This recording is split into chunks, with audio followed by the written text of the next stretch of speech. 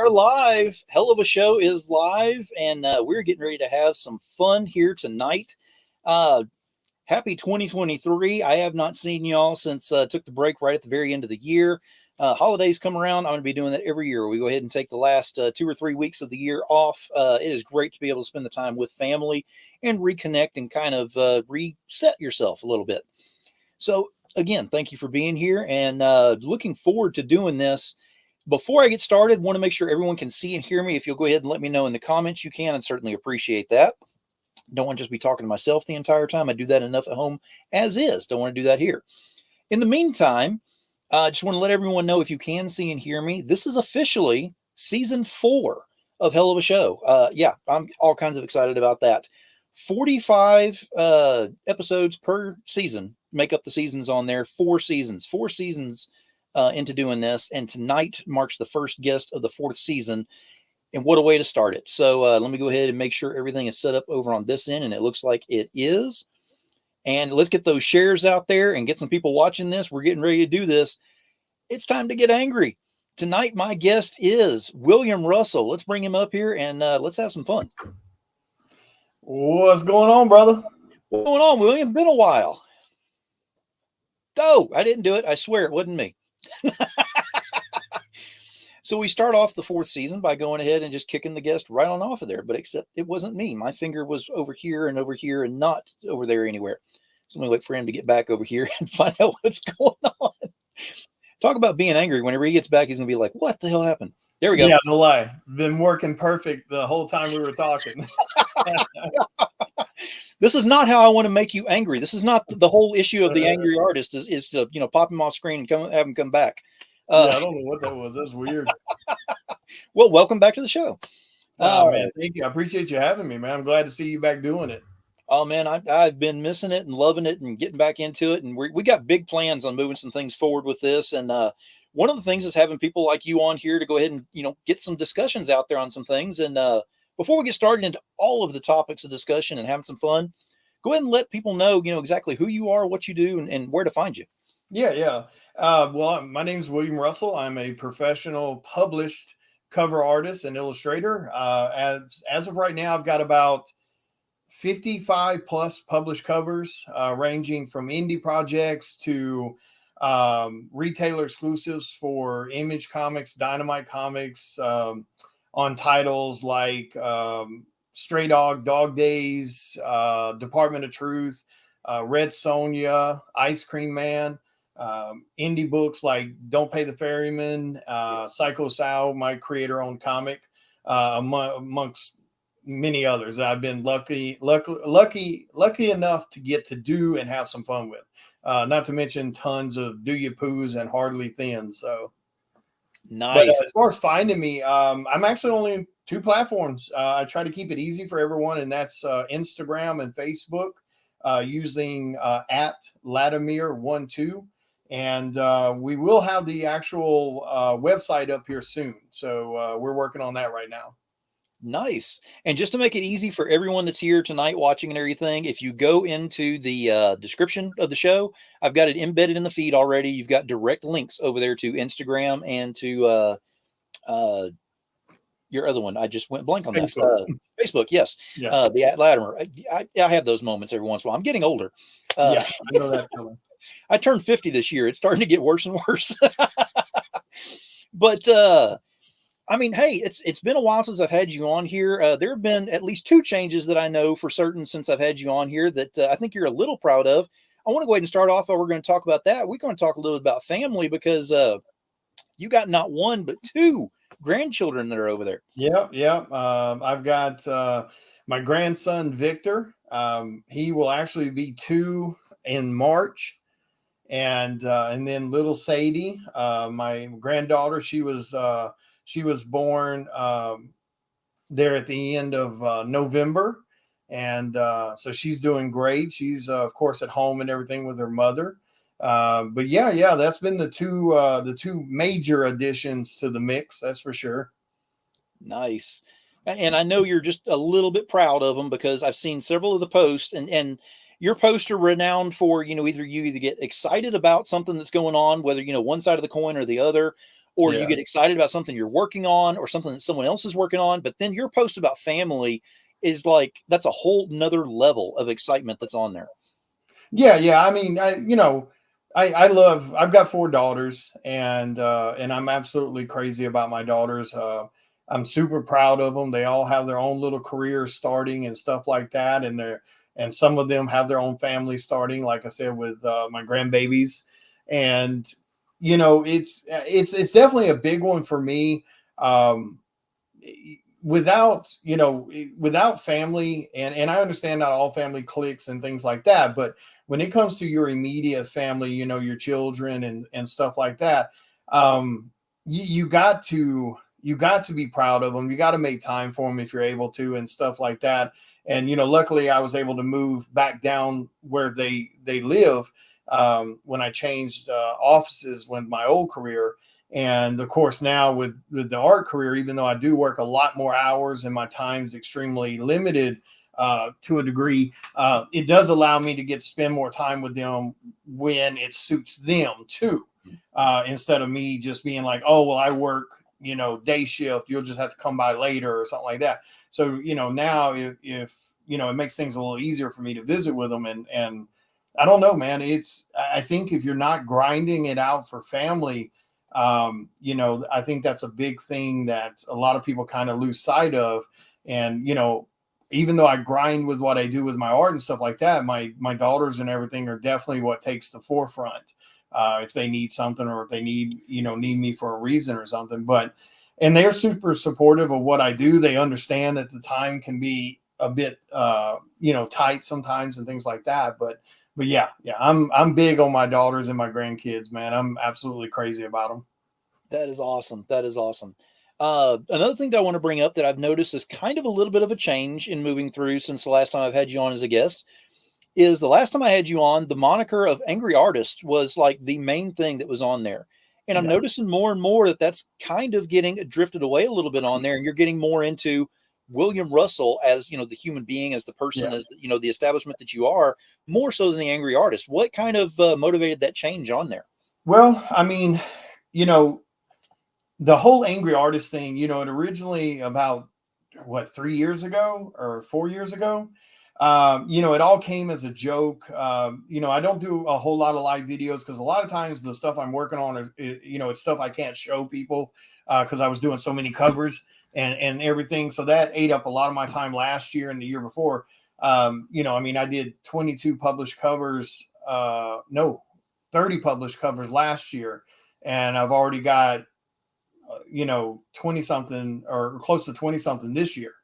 And, so a lot of times I couldn't go live because that's the stuff I'm working on. And people usually, when you go live, they want to be able to see what you're drawing and things like that. And so I would just go live when I was driving to shows, or I was driving to the post office to ship art out. And people would see me kind of get angry at drivers, and I would go on these rants and stuff, and everybody got a kick out of it and thought it was funny. And then I would do rants every once in a while, whether it was, now I'm not name dropping anyone, but just talking about behavior. I would rant about poor shipping, people slandering people, for no reason other than being petty, things like that. And so that's how I got the Angry Artist name, was people were seeing that, and somebody made a joke in chat one day. He's like, "Oh my God, you're so angry." And, and everybody's like, "Oh, that's it. You're the Angry Artist." And it kind of went from that. And it was fun. It was a lot of fun for about the first year and a half. Like I said, we would, I would make it a habit to go live, and when I was driving or whatever, and I would do these rants about shitty behavior in the community or mistreatment of people and things like that. Like I said, not name dropping anybody, just talking about the behavior. And it went from, the majority of people loving it and understanding it and agreeing with it, to then I guess it started, hey, what's up, James? It started hitting nerves on people who were doing that to people. And so then it kind of started being like a lot of people couldn't separate the character from the person. And then people wanted to start trying to slander me and things like that behind, oh, he's difficult, or he's this or that. And these are people I've never worked with. But like I said, whether it's, traction that I was getting that they weren't, and but they tried to turn that to where it was kind of against me. So then I just kind of like, you know what, the hell with it. I need to concentrate on more what I'm doing anyway, instead of trying to, come up with content to make, because the whole point of it was just to make people laugh and just kind of shed some light, and maybe get people thinking to a better way of holding people to a higher standard and not tolerating unfair treatment and things like that. But we learned, I say me, I learned that really and truly the majority of people don't care. Because we kept, we would keep seeing people make the same comment about, like, when we were talking about poor behavior or mistreatment, and people would be like, oh, well, they haven't done that to me, so I'm not worried about it. So that's why I kind of quit doing it. Every once in a while people still refer to me that, and I'll still do angry rants sometime while I'm driving and stuff like that. But also the other reason for it is, people would recognize me as the angry artist, but they didn't know who William Russell was. Right. And so when they would see my books out in the world, it's not signed Angry Artist, it's signed William Russell. And, I kept bumping into people sometimes at cons going, they would see the book at my booth or something. Like, oh, I didn't know you did that book. Like, I know you as the Angry Artist. I know you're an artist, and I've seen that book. I own it, but I didn't know that was you. So that's why I kind of started backing off on it, and everything now, my banners and everything, say Art of William Russell on it. So nice. Now the question is, since you had kind of gotten the moniker also of your fans being called Anger Knots, and those of us that are fans that actually support and have your products and all, gonna put that out there. What are we called now? Are we still called Anger Knots, or are we called something different? No, with the whole creation of my creator-owned comic, Psycho Sal, which is done extremely well. I'm super proud of how that book is done with Kickstarter and stuff, especially being a smaller niche market of horror. You got a new creator, then you have the fact it's a smaller niche market with horror. Then and both the Kickstarter for issue number 1, issue number 2 has done incredibly well. So I'm working with the idea, because I have that IP, and that is that is going to be a continuous IP. Even though the first series of the book that's being done, hey, what's up, Casey and Caesar? The first set of books are, they are 9 issues, but that's a permanent stay. Like Psycho Sal's not going anywhere. So we're thinking about maybe working a new tag for it, and just calling fans, because now they're fans of that. And we're thinking about just maybe switching it up, and we're going to start calling people, psychopaths. So nice. I mean, as long as it doesn't, officially go or anything, because, no FBI, listening in on things and hearing psychopath, and they're like, oh, we know what list you're on. Yeah, they can go ahead and put me on the list. I might tell them where the bodies are. I mean, you don't want to ever tick off somebody who writes, books and stuff like that, because we'll always figure out ways to go ahead and deal with the bodies. Yeah, exactly. So we're playing with some ideas like that, some merch at some point, and things like that, because it doesn't really, because I don't really do the Anger Knot stuff or Angry Artist stuff really anymore in that sense. There's not really a point of it anymore. So on the William list. Yeah, exactly. I'm sure that probably officially exists somewhere. I wouldn't doubt it. I know I'm on the list for some of the petty artists running around. I know I'm on that list.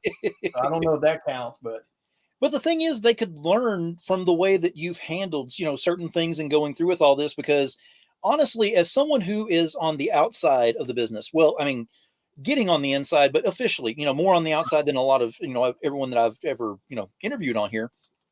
Since I've had you on the show, I think I've had you on the show at least 2 or 3 times. And it's been ever since 2019, 2020, thereabouts. And then, after that, the amount of, change in your work, and the extra emphasis on detail, and, a style difference that's come up on there, which has just amazed me and everyone else, where we're looking at it going, how did he come up with this new style? Every artist has like a detailed style that's their own, and you actually have more of a range in here over the past 2 years.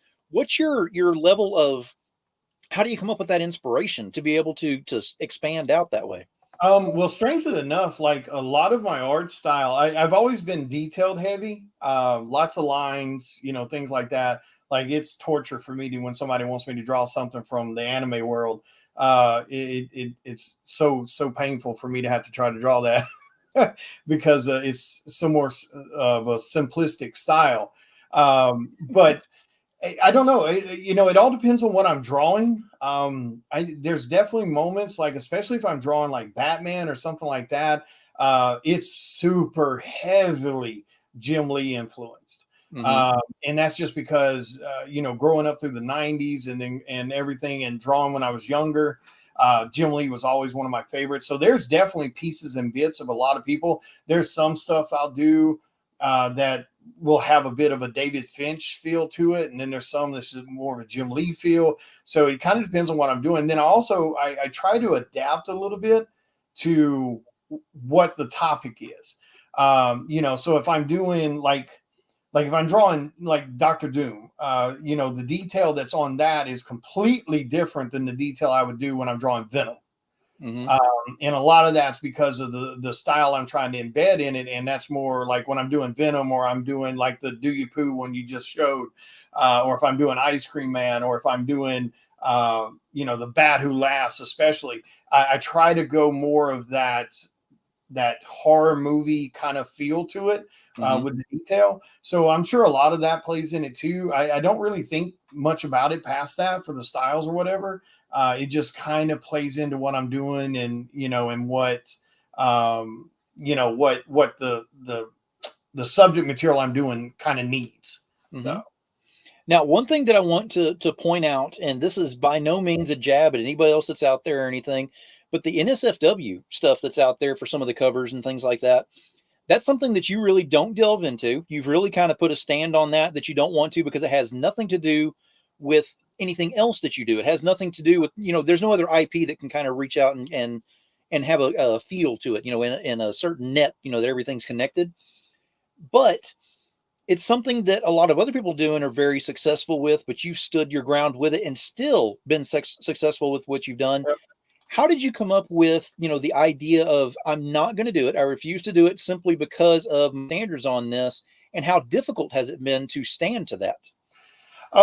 As far as taking a stand on not drawing overly sexualized stuff, I am a big believer that I don't have a problem with nudity. I don't have a problem with sex topics or anything like that. Me having $4 was the main part of it. I just refused to draw stuff where it was just sexually positioned characters for just the reason of being sexually positioned characters. Right. I'm not drawing something that looks like a Hustler cover.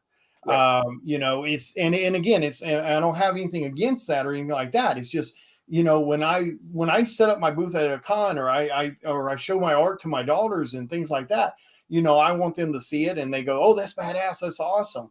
And so I've done nudity, but it has to make sense for the material. So I've over the last year or so, I've done more in the last year or so than I ever did the years before. Right. And that's because my daughters are grown now. They understand that world to a degree. But also, if you look back at the covers, there is nudity, but it's more of that being sexy and being powerful and being that kind of thing. It's not, Mary Jane bent down between, Black Cat's legs on a homage cover for the sake of doing it.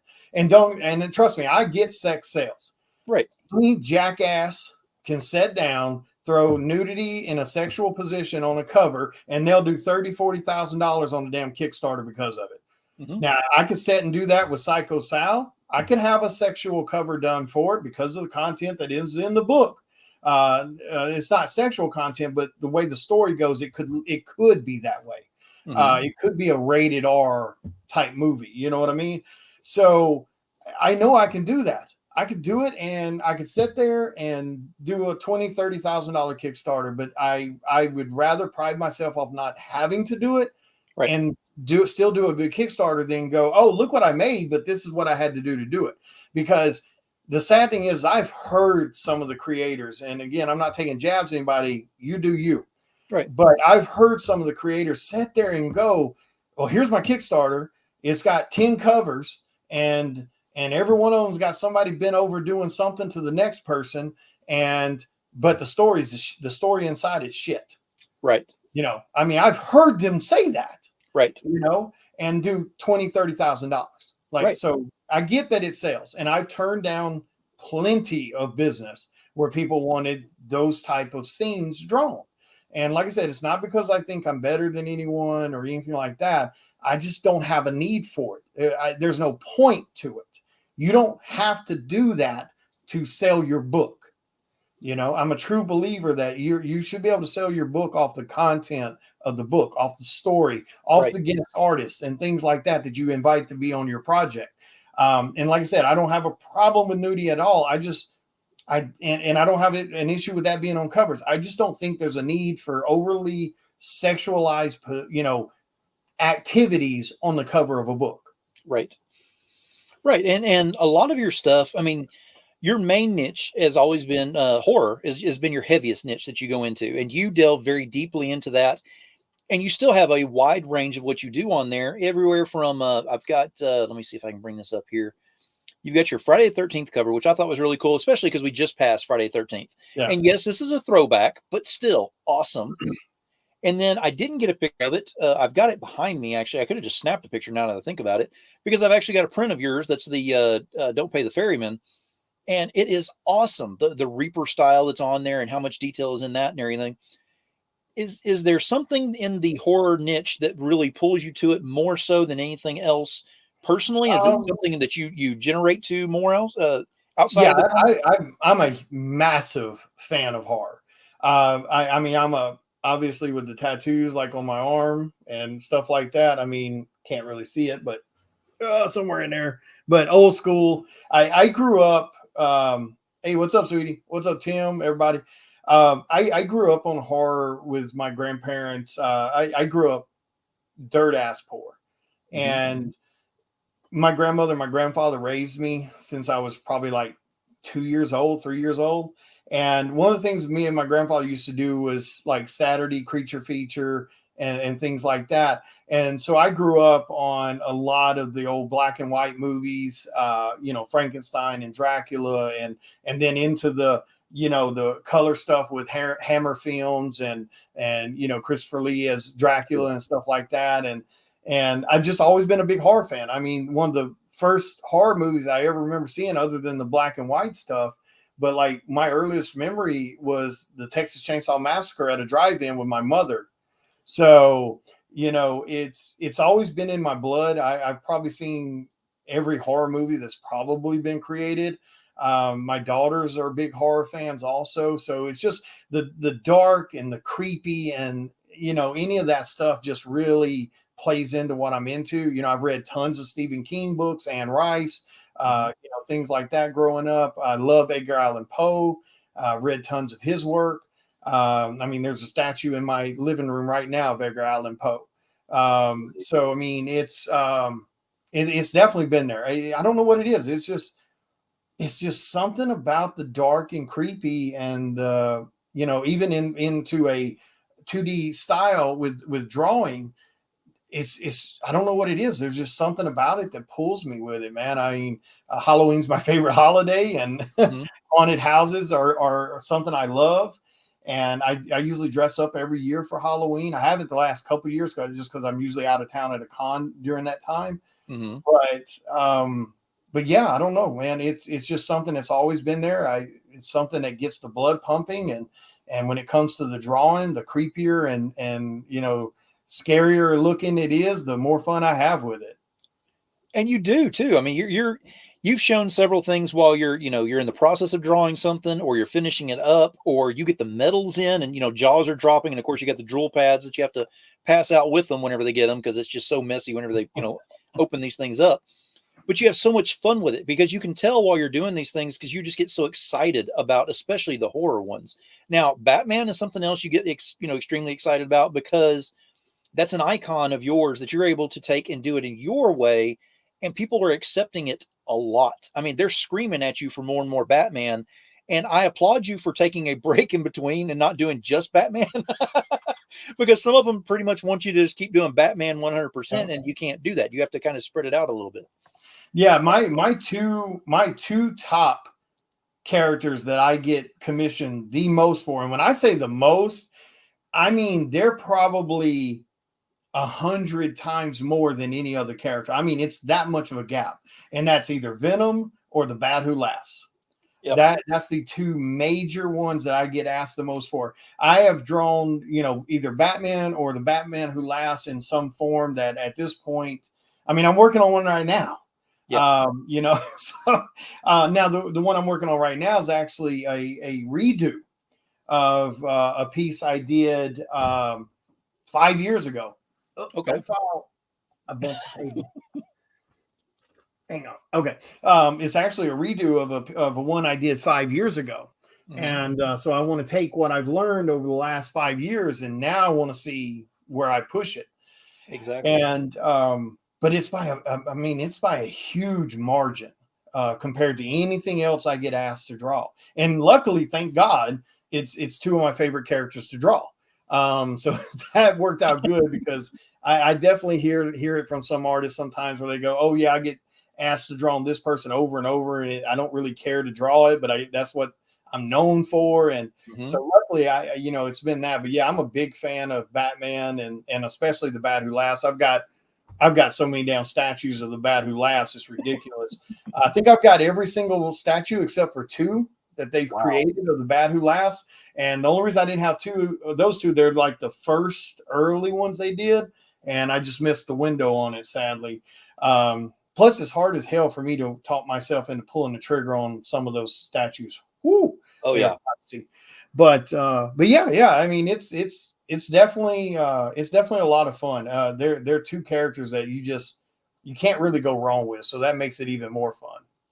Now, something that I love doing on my shows, and it really plays into, because I haven't had you on here in so long, is the last time you were on here, I remember asking you the question, what was the most challenging piece that you had worked on? And we talked about that for a little bit.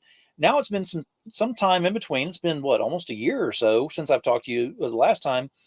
So what's been the most challenging piece that you've worked on that you can recall? Wow, really and truly, I can't think of anything offhand that's just been stupidly challenging. Man, yeah, I really don't know. I mean, everything, I'm kind of in that groove now to where everything just, most of, like I said, one of the crazy things about being an artist is you usually have this window of things that you get asked over and over and over and over to draw these like certain batch of characters, and you end up drawing them so much that it doesn't really become challenging anymore. Cover wise, I think actually probably one of the most challenging covers I've done, and it's probably not going to really sound like it should be challenging, was probably my cover for Psycho Sal #2. And I think the reason for that, though, the reason because I changed up the design like 5 or 6 times. Even when I finally locked myself into a design, I started making changes to that, and things weren't flowing the way I wanted them to flow. And I'm pretty sure the only reason it was that case was the fact that it was my IP. It was, now we just did issue #1. It did insanely well in Kickstarter. Like I said, as a new creator, then as a smaller niche market with horror. And my fans came out and just showed out on that book. So, a huge thank you to them and for showing that support on that book. And then now I'm doing issue #2 for the cover. And now the pressure's really is kind of on because, even though that's a smaller niche market and that's a first time creator, a lot of times selling a #1 is much easier than selling #2 or selling #3. Right. Now you got to give these people a reason to come back. Right. And, you know, and which we had prefaced everything. Like we made sure to let people know this was 9 issues, and that issue number 1 would be a little bit of a slow burn because we've got a 9 issues to work everything through and introduce these characters. But I think that may have been probably the most challenging I've had, that I just kept like changing. And because most of the time when I do covers, when someone tells me what the concept is, you know, or even if they give me free run of it, I usually come through really damn quick. Most of my covers, when I get asked to do a cover, it's usually done within a couple of days, and it goes to the colorist, which is Dave Kemp. Dave Kemp and his brother Dan Kemp do my colors for me, and they're just insanely good. So nothing really necessarily feels challenging because I kind of know where I want to go with my idea. And, you know, knock on wood, I think I've only had to alter my covers a couple times for the retailer or the indie person that, you know, oh, could you change this or change that? Right. You know, so I've been lucky that hasn't happened very often. But yeah, I think that's probably been my most challenging, was trying to figure out that issue number 2 cover and trying to do something that's going to be catching and kind of get a point across of what's going on in the story, and creating something that I'm proud of and that I think everyone's really going to get a kick out of. Nice. And that's a perfect segue to go in and start talking about Psycho Sal, because that being your IP that you went with on this one, how long have you had this idea kind of, you know, stemming about with you and waiting to pop, you know, whenever it did? Oh, wow. Yep. That's Camp Crystal Lake sign sitting over there. Told you, a horror fan, man. I spotted it in the background. So yeah, I've been working. I've had the idea of Psycho Sal bouncing around my head for a long time. You know, I really started kind of working out the ideas for the story and what I wanted it to do and how I wanted it to be. You know, how we could separate it from everyone else and create this really unique thing. And because you know, there's tons of horror movies, there's tons of slasher movies and thrillers, etc., and books and comics. And I've been trying to figure out a way to do something that would stand out on its own. And so as I sat down over the last 3 years and I started working out the idea of where I wanted to go, which is really difficult because I'm not a writer. So I'm trying to figure this out. I'm trying to figure out the key points I need to happen in the book. And, you know, luckily I, you know, knew Chris Hayes, who is an incredibly talented horror writer in the indie world. Mm-hmm. And, you know, and I gave him the breakdown of my story of what I want to do. And he was like, oh, hell yes, I want to do this. So, and what I mean by that is, for the people that don't know, Psycho Sal is about a serial killer in New Orleans in the 1980s. But Psycho Sal is a whole different beast compared to what normal serial killers are. Normally in books, movies, real life, serial killers they fit into a profile. They hunt a certain way. They hunt a certain type of group of people or sex or whatever. So they're usually fit into some kind of profile that helps make them easier to catch. You know, they only kill females, or they only kill males, or white males, or whatever the case may be. So with Psycho Sal, one of the things we wanted to approach, or that I wanted to approach when I went to Chris, is like, there's no box for him to fit in. Psycho Sal goes after anyone and everyone, whatever catches his eye. When you first start reading the book, you realize that in the first 4 murders that they're talking about, I mean, he will hunt, you know, no matter what color you are, no matter what sex you are, no matter what, you know, financial background you might come from. It's all over the place. So that makes him even more incredibly difficult to follow and chase and to try to solve. So that was one of the first aspects that I want to do with the book that set it different than anyone else that we have read or seen. Then the other was how the book was being created and the unusual 9 issues. Most people don't ever do 9 issues. Right. You know, it'll be like a 6-issue book, or it'll be a 20, or it'll be a 10, whatever.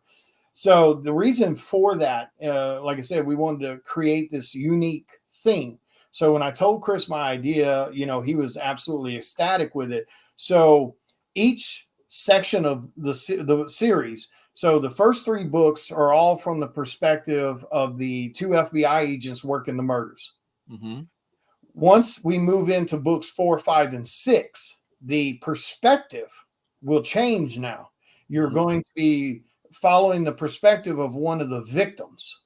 So you will see how she goes from this absolutely adorable, bubbly, loves life, loves everyone personality, as he starts stalking her and following her and things like that. And she slowly just kind of devolves into this kind of madness of thinking. Nice. Because he's playing all these different types of mind games with her. Like there's moments where, you know, he's following her and she thinks someone's following her, but then no one's there, or she feels like that someone's been in her apartment. There's things moved, and she starts doubting her own sanity. She's talking to her friends, and they're like, "Oh, you're just being, you know, silly. You just forgot you did it." So you see that, and you see this plummet of her personality. So you'll follow that through those three books as he's stalking her. I mean, it's so over the top with the creepiness on it. Like there's going to be moments where, like, there'll be just to give you an idea of one scene that's going to be in one of the next batch of books. There's a scene where she's laying in her bed on her side facing you. So you're like, let's say you're the coffee table. Right. You're looking over her body at her door to her bedroom. And he's standing right there in her bedroom. He's not messing with her. He's not doing nothing. He's just standing there watching her sleep. And then he leaves. It's that type of, invasion of personal space and things like that. So as we work through that, you'll live that experience. And then when we move into the last three books for 7, 8, 9, the perspective will change again. Now you're going to be living through those three issues through Psycho Sal's eyes. You're going to see how he sees his victims, how he interacts with his victims, how he views the world around him, and things like that as he's stalking another person. So, and the other way, and the other thing we're going to do to really solidify that is Chris Hayes, wrote the first book for me. I gave him my notes. I gave him all my key points that I needed him to hit and the pacing, etc. And then he filled in all the greatness of the words. And so he wrote the first three books. The next three books will be written by Lori, who's a incredibly talented female writer. And she's going to be writing that perspective for those three books. And then when we move into Psycho Sal's last three books, for that perspective will be written by a different writer also. And the whole point to that is to help sell that feeling that it is a different perspective and you're living a new day. Nice. That sounds very interesting because it's something that's different. It's not your normal open the book and it's the same thing going through it. Or even if it's a different story, it's got a totally different feel because you don't know what to expect going through each arc on there. Yeah. And with it having a different writer, you're going to feel like now you're that inner dialogue that you're hearing from the character and things like that. It is truly different. Because Chris has a way he writes, Lori has a way she writes, and so on. So it's going to be that full blown energy that it's a new person and everything about it feels like a new person. Oh yeah. Now I got to ask you, because thinking outside the box was a major thing that you did with issue 1. And I'm looking forward to seeing what's going to happen with issue 2, because I don't see how you can surpass it. I'm looking forward to seeing what's going to happen, because whenever you offered the psychopath box, or I can't remember what it was called exactly, but the one that had, had the tape and the knife and oh my gosh, it had everything that you needed to just go out and do your own thing. And it's like, wow, this is awesome, because it's something that no one else had done in another campaign or anything. So because it's not cheap. Yeah, but it paid off because there was, a lot of that going around, and you did very well on there. That's what I'm saying. I'm interested to see what's going to be coming up in the next one. Are you offering something similar to that moving forward? Yeah. So issue number 2 just completed in Kickstarter a few weeks ago. Did incredible in Kickstarter. It was great. We had several guest artists on that. And issue number 2 is, like I said, issue number 1, we told everybody, it's a slow burn. We're setting up the characters so you can understand what's going on. Issue number 2, Chris starts turning the heat up. And issue number 2 is actually the first full appearance of Psycho Sal 2. and you're getting to see a little bit of what he is. And we had the slaughter pack on that one. Also, we had some different things on the stretch goals and stuff like that. Slaughter pack is definitely going to be one that's going to be a continuation through all the Kickstarters, because everyone has absolutely loved those. Because in the slaughter pack, you know, it not only did it come with the stretch goals, but it came with every single cover that was done for the book. Right. Then it also came with a actual handwritten, you know, filled out police report of one of the murders. Yes. It had an actual legit evidence bag in it with one of the voodoo cards. Yep. And it had a piece of actual crime scene tape that was in the box also. And then it had one of the weapons of what Psycho Sal likes to use. And the poncho. Signed by Psycho Sal. Right. And the poncho, which threw me off. Yeah, and it had a few other things in there. And trust me, I understand why most Kickstarters don't do that kind of stuff, because they're not cheap to do. When you start trying to buy, you know, even though they're, you know, toy or plastic weapons and things like that, and you start getting into stuff like that, it's a little bit more costly than normal stretch goal stuff. You know, and one of the other things we tried to make sure to do with both Kickstarters is make sure they're affordable for everyone. Yeah. With my fans, I've got hardcore ass fans. I love my fans. They're badass. So, I mean, I could have easily went into Psycho Sal #1 and done $30 books and $40 books, etc. And my fans would have bought it and wouldn't have blinked an eye. But we didn't want to do that. You know, we tried to make sure all the books were affordable because we wanted people to enjoy the books. And we wanted to make sure that, you know, this person who makes this amount of money can buy it with no problem, but we wanted to make sure that people that maybe, you know, lived on a fixed income or something like that could buy the books too and enjoy them. You know, we did the same thing on issue #2. But I definitely want to do things that stand out a little bit. Like I said, I love the slaughter packs. People had a blast with it. Now, one of the things that we're hoping to do on issue #3 Kickstarter, and I'm beyond ecstatic about the guest artists we have on issue #3 too, because one of the guest artists I'm a massive fan of. I've been a big fan of him for a long time. You know, we wanted to do it for issue #2, but we had, you know, one of my daughters was, you know, going into labor with Sadie and stuff like that. So she wasn't able to do it. And I didn't want to do it unless all of them could do it. So one of the things we're planning for issue #3, it'll either be issue #3 or issue #4. I'm not sure just yet. Like I said, it depends on the time crunch and things like that.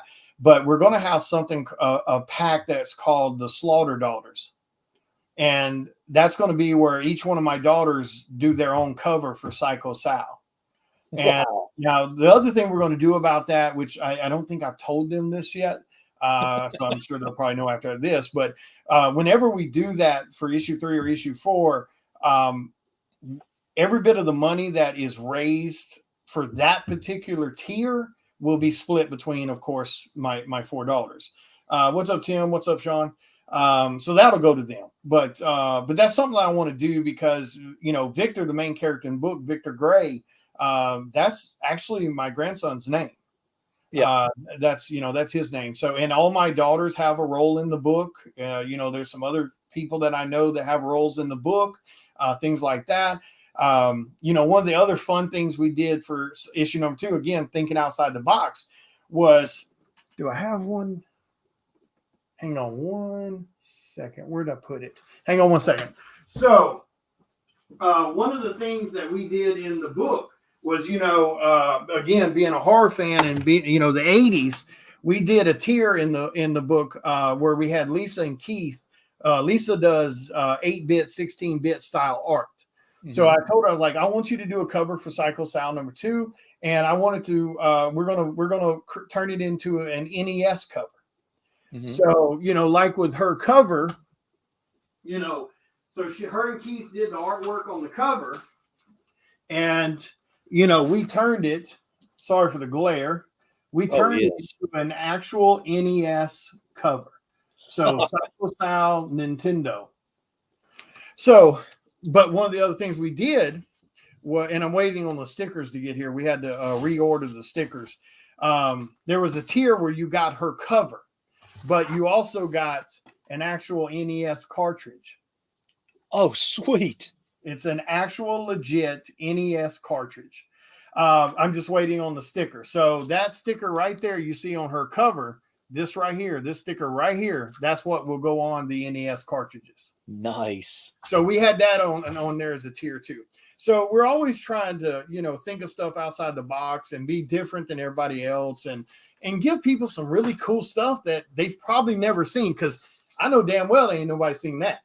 Exactly. So, but yeah, we're going to be doing stuff like that. And like I said, issue number 3, that's about half drawn already. And I cannot wait for you guys to get issue number 2 in your hand. But issue number 3, that's Chris's final writing on the book. And it's a little bit thicker book than than issue number 1 and 2, because I told Chris, I don't want you to try to cram anything into 22 pages. I want you to go just balls out if you need to, and go as creepy as you can. And I read that script, like I said, I gave him my key points that I needed him to hit, and holy hell did he hit them. And I mean, this issue number 3, there's some serious uncomfortableness in issue number 3, because we really wanted to solidify the point that Psycho Sal is not your anti-hero.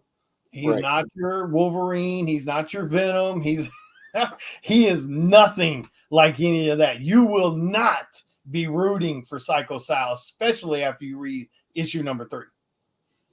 Yeah, it sounds a lot like with the movie Seven, on how the detectives were having to deal with the monster that was involved in all this, and it wasn't like you said, not an anti-hero, not a somebody that was not loved as a child or anything like that. It was an actual monster that you were dealing with, and it sounds like you're trying to get to that point of conveying that through the story, and issue 3 is going to actually pinpoint that for you. Yeah, it does. Like I've already seen, Marcelo's my interior artist I use. I do the splash pages, and Marcelo does my panel pages for me. Mm-hmm. And I'm hugely grateful to him for helping on the first 3 books. Because if I was trying to draw it all with the amount of covers I'm doing, and etc., traveling, this book wouldn't be out till another year or 2. So I'm hugely grateful to him for that. But yeah, I've seen some, like he's got about 14 pages drawn already of issue number 3. And there's so much of Psycho Sal in issue number 3, you'll need a shower afterwards. There's no doubt about it. He's going to make you creeped out. He's going to make you feel uncomfortable with what's happening in issue number 3. It is definitely pushing the envelope for damn sure. But yeah, and that was the point to it. Like I told Chris, I don't want anybody like, oh, I like him. Oh, no, there won't be any of that. You are not going to be rooting for Psycho Sal. That's for sure. That is awesome, because every single show that I've done up to this point has always had the one thing that's tied them all together is the passion that everyone puts into their, work that's out there. And I'm seeing a lot of passion that you're putting into this, whether it's a, everyone lives at the end and is happy, happy ending type thing, or everybody dies and it's still a happy ending some way, somehow. Yeah. And that's what Psycho Sal's going to be. It's there. This book is being written. The way I'm approaching this book is the same way, like George approaches, Game of Thrones and stuff like that. There is no, oh, that's that character, so he could live forever. No, we're not playing that game. It's definitely one of those things that anyone can go at any time, and there will be some big names that will have some serious hardcore stuff happen to them. So yeah, we're not going to play that game either. We don't want to get people getting comfortable like, oh, well, my favorite character, he's not going to go anywhere, don't get me wrong, I don't plan on going through there gutting a bunch of people, but it's definitely one of those things where I want to keep people worried and concerned, because we definitely got some stuff planned for the 2 main characters of the book, Victor and Sarah, the 2 main FBI agents.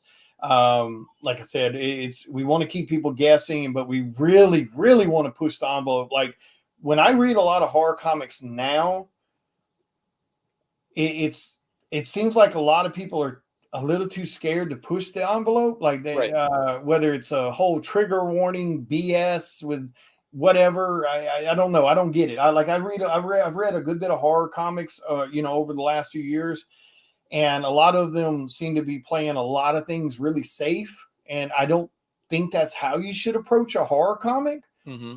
I think it's one of those things that anybody could go at any time, or the killer is doing stuff that legitimately will creep you out, make you uncomfortable. Because one of the other things that's insanely terrifying about Psycho Sal is he's not killing people because he hates someone, right, or because his mommy didn't love him enough or something like that. So with Psycho Sal, and you'll learn this the more you read the book, when he's interacting with his victims, he thinks he's having full-blown conversations with them where they want him to do these things to him. It's not a case of, he's hating on somebody and he just hates the world or whatever. I mean, it's the closest thing I can compare it to, if you've ever watched From Dusk Till Dawn. Yeah. Quentin Tarantino's character. Yep. There's a couple scenes where he's talking to that girl. Yes. And he thinks she asked him to do something to her. Yep. And he legitimately heard her say that. Yep. And she didn't say anything. It's that type of thing that's happening. Where for him, and that's another thing that's going to add to the creepiness of it, is here is someone who you haven't done wrong to, who no one that looks like you has done wrong to him. Mm-hmm. And he's doing these things to you because he thinks he loves you. So that's going to be something that'll add to the creepiness and the uncomfortableness. Because like I said, for me personally, being a big horror fan of horror movies and horror novels and stuff like that, I definitely feel that it's been a minute since we had something that really kind of pushed the envelope and made readers or viewers, kind of like, ooh, okay, that's a little much, that kind of thing. Like too many people are like laughing at horror movies, right? Or reading a book and okay, that wasn't that bad. It didn't really make me feel anything, but it wasn't a bad read, So we're trying to push that envelope a little bit with Psycho Sal. So. And see, that's one thing is I think with comics, it's still that bridge that's there. That's kind of like, as soon as you mention comics, it's automatically kids. So they don't want to push because they're like, okay, kids are going to be reading this. But as long as you put this as a mature comic and it's put mm-hmm. out there in the open, this is not a kid's comic, then you can understand what you're getting into at that point, and you understand how deep this could possibly go down that rabbit hole. Yeah, for sure. And definitely don't let no kids read Psycho Sal. I mean, even though there's no hard language in it, but I mean, Jesus, in the first issue, one of the first things you're exposed to was a young woman that was crucified in an alley. Yep. And she was nude except for her underwear.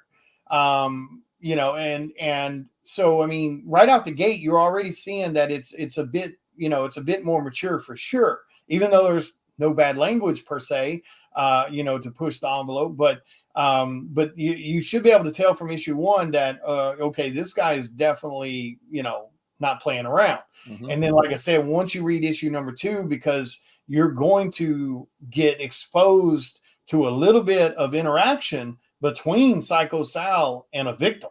Mm-hmm. So that's happening in issue number 2. And then, like I said, issue number 3, it's holy hell. Now, we're getting kind of close to the time, so I want to ask you one last question to kind of get to that point here, and this is kind of a tie-in to everything we got on here, is you've already gone through campaign number 1, campaign number 2 on here just finished up. You're getting into campaign number 3. What I always like to ask my guests now is something that really kind of pushes the envelope is, after going through this and getting your IP running and everything, what's the learning factor in this? What have you learned from 1 and 2 that you're pulling into 3 that has been one of the biggest things you could pull into there that would be a good piece of advice for somebody who's getting into this as well? I mean, the one thing I've definitely learned is you got to roll with the punches a little bit, because sometimes print things don't happen in the time frame you think they should. Mm-hmm. Sometimes editing doesn't happen, as quickly as you think it might, or some things have to be re-edited. So I think the main thing I've learned is probably 2 things. One is be willing to, be patient and adjust to what's going on, because it's not just you creating this book. You're dealing with colorists, you're dealing with letterers, you're dealing with an editor, you're dealing with a printer, you're dealing with the publisher. You know, and luckily enough, I'm with a great team with Charter Comics who published my book. You know, and I've got a great writer with Chris Hayes, and I've got an incredible project manager with McLean McGuire and Chris Hayes.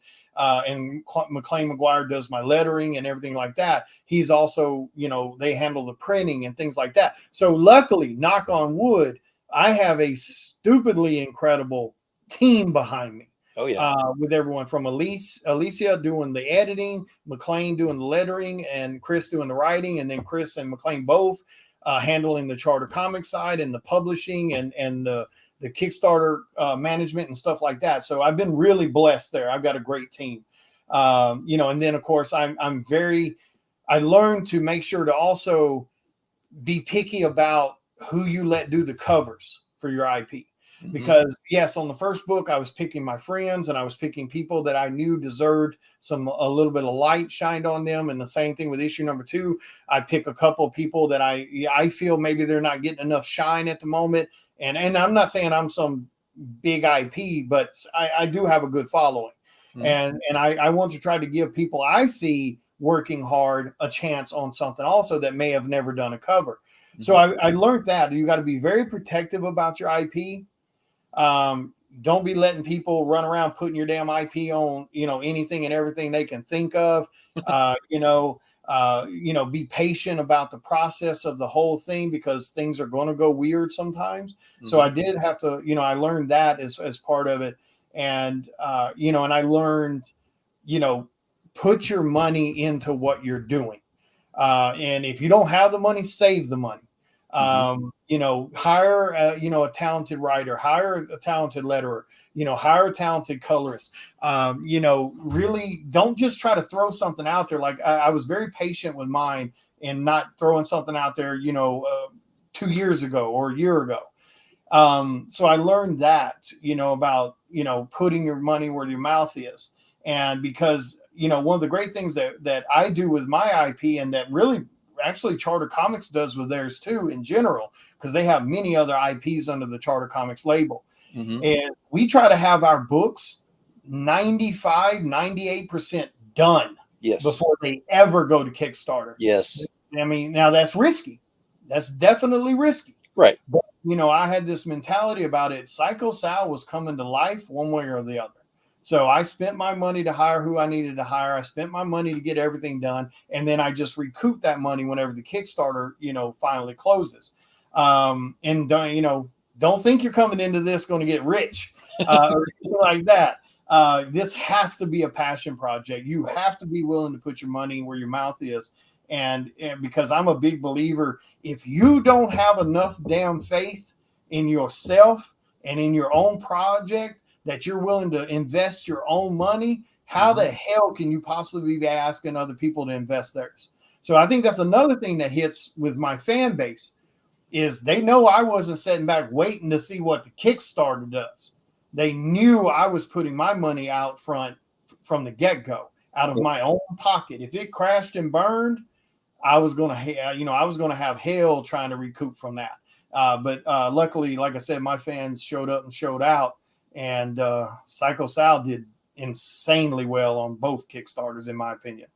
Hey, that is perfect right there because that's one thing that I want to get into is I'm fixing to give you full screen on this one so you can let everybody know how they can become psychos.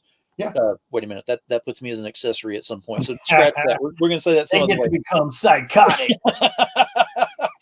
But you got to let them know what they need to do to go ahead and make sure they follow you on this and how they can get on board, because I'm sure even if they've missed 1 and 2 somehow, some way, with 3, you have the catch-up titles on there so they can at least get caught up on everything. And they have other ways they can, you know, get in touch with you. Maybe you're going to have your website up and running at some point. They can get on there at that.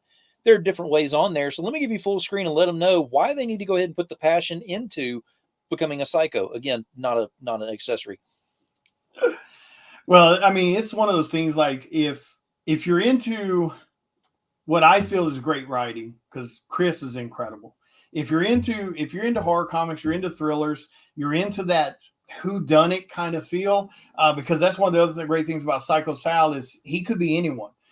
We have no idea who he is. No one has any inclination of who he might be. because of how he doesn't fit in the box of normal serial killers. But yeah, you can find me on Instagram, Facebook, using the links that he has in the section with that info on Instagram and Facebook using at Latimer12. Feel free to PM me anytime if you got any questions or anything like that. When Psycho Sal #3, if everything goes smooth, we're hoping to have that into Kickstarter around the first week or so of February. First part, maybe the middle of February.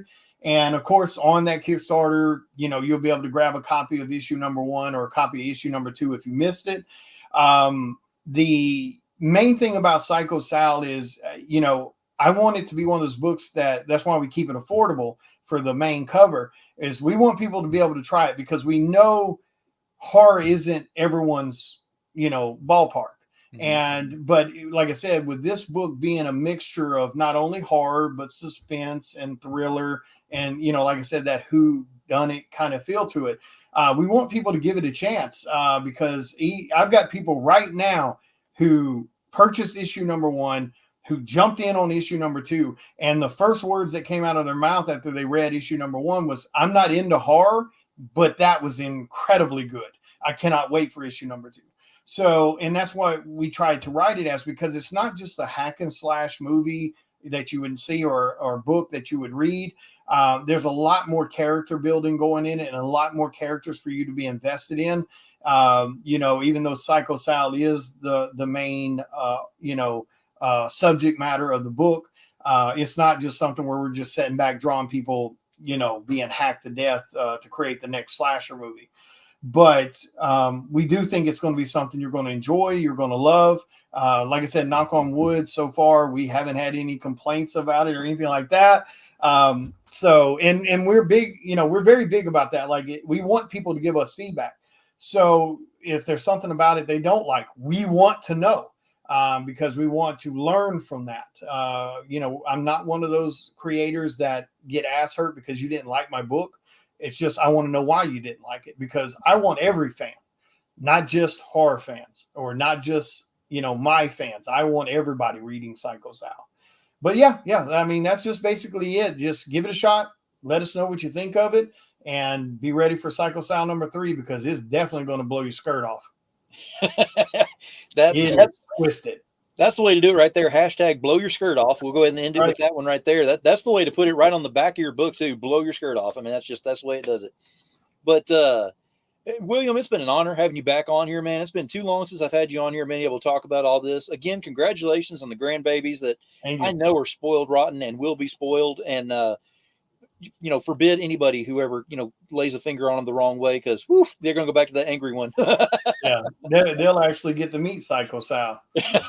But no, man, thank you so much, man. I appreciate you having me on, man. It's great to get to sit and chat with the community a little bit and stuff like that. And like I said, I don't really get to go live a whole lot to just talk, about stuff like this, just because I'm working on this project or that project or I'm traveling. And so I try to get a little bit of talking in while I'm driving, but you don't really get to dig too deep into stuff like that because you're paying attention to traffic and things. And so they usually end up being rant videos about bad drivers. But yeah, man, thank you so much for having me on, man. I definitely appreciate it. Hey, no problem at all. I'm going to go ahead and drop you backstage, finish up real quick. If you want to hang out, we can chat here in just a moment. Yep. All right. Have a good night, guys.